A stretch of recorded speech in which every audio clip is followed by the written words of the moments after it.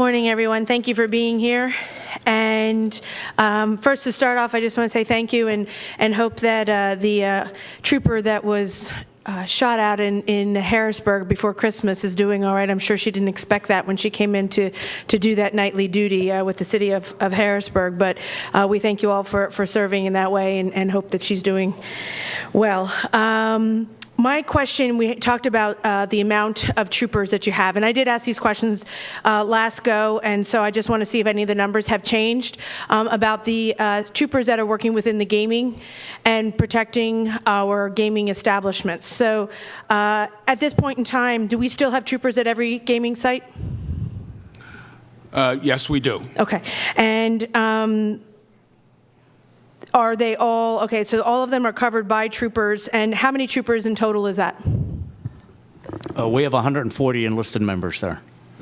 140 troopers? That's correct. Okay, and are they all ranked at trooper, or are they senior ranks? That's our total positions. We have 1 major, 3 lieutenants, 1 sergeant, 1 corporal, and 2 troopers at the headquarters, and the rest are all at the casinos, which consist of a sergeant, corporals, and troopers, for a total of 11 at each casino.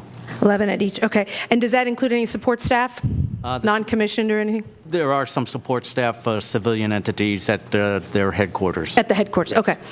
And the ability to, do we have a number on how much overtime is paid to these troopers, or that they are required to do at these locations?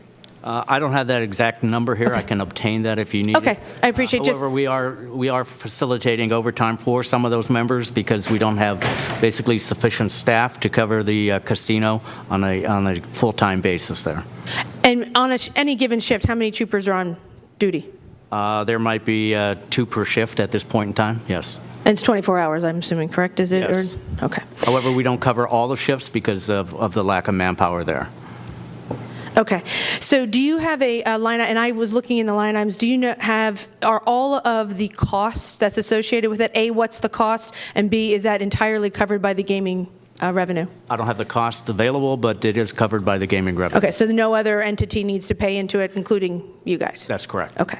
Yes, I would appreciate knowing what that total is, the cost of it. And this goes to just the point as the fact of we need troopers on the road. And like I said, I mentioned this last time, and not to repeat myself, but I think it's very important that, you know, I understand safety at our gaming sites, but most of those gaming sites have their own security, from what I understand, as well as their municipal police from where they're located. Is that true or not true?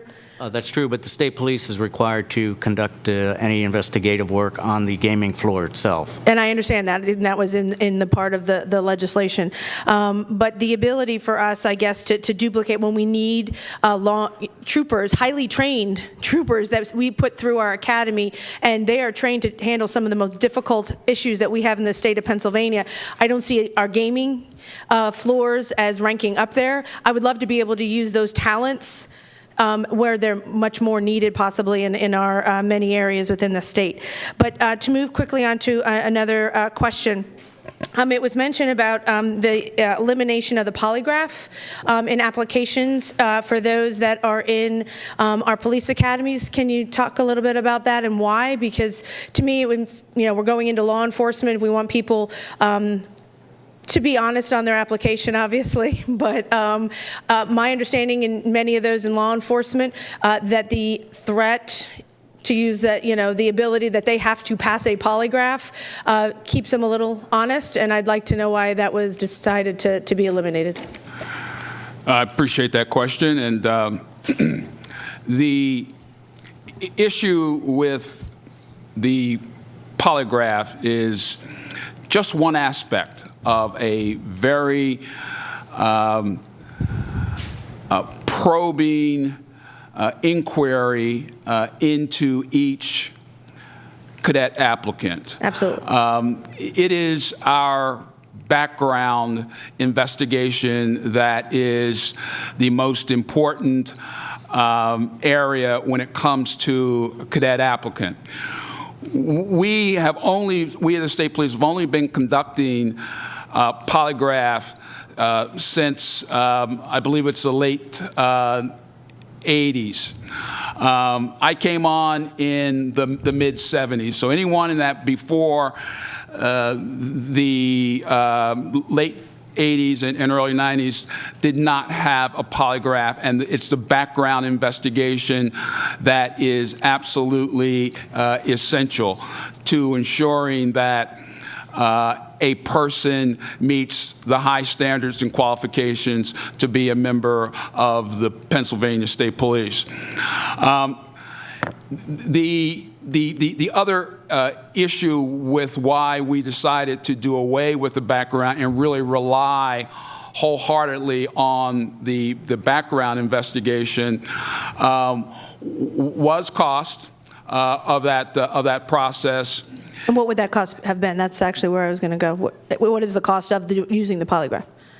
I don't have those numbers right here in front of me, but my sense is that we have not diminished the requirements, the high requirements and standards for the Pennsylvania State Police by eliminating the polygraph. There are a number of state law enforcement agencies around the country who do not use the polygraph as a determining factor. I think we all know that the polygraph is not an exact science.